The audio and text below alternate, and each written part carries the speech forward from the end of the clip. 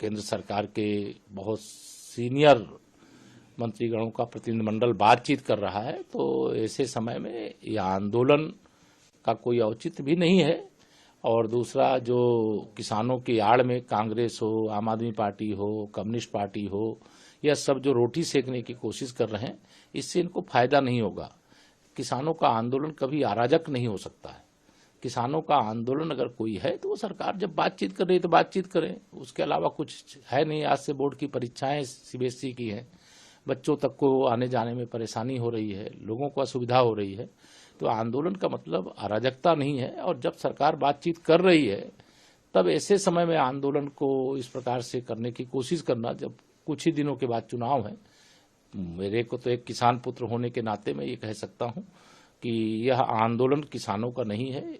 किसानों को तो बरगला करके कुछ संख्या में जरूर बुलाए हैं उसके अंदर, लेकिन यह आंदोलन कोई और चला रहा है। एक आखिरी सवाल रहेगा सर, आपने चुनाव स्टार्ट हो रहा उसकी भी बात कही, तो सुप्रीम कोर्ट ने चुनाव बाइंड योजना को रद्द किया है। कांग्रेस ने फैसले का स्वागत किया है और वहीं भारतीय जनता पार्टी का कहना है कि जो है पारदर्शिता के लिए लाया गया। नहीं, भारतीय जनता पार्टी जो भी करती है पारदर्शिता के लिए करती है, भ्रष्टाचार से मुक्ति के लिए करती है।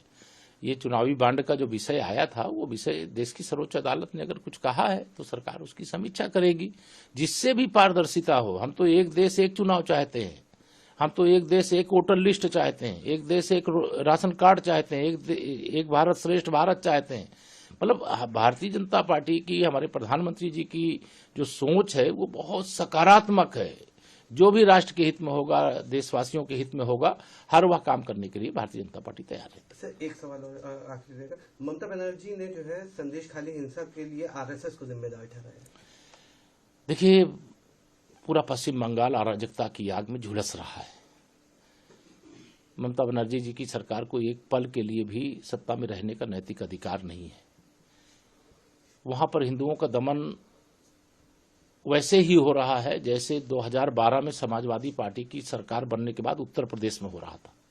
इतना अत्याचार जो त्रेता युग में और द्वापर में रावण और कंस के शासन में होता था, जिसको हम लोग पढ़ते हैं, उससे ज्यादा अत्याचार इस समय पश्चिम बंगाल में लोगों पर हो रहा है। ऐसी अराजक सरकार को कोई सह नहीं सकता है और इसका खामियाजा उनको तो 2024 के लोकसभा चुनाव में ही भुगतना पड़ेगा।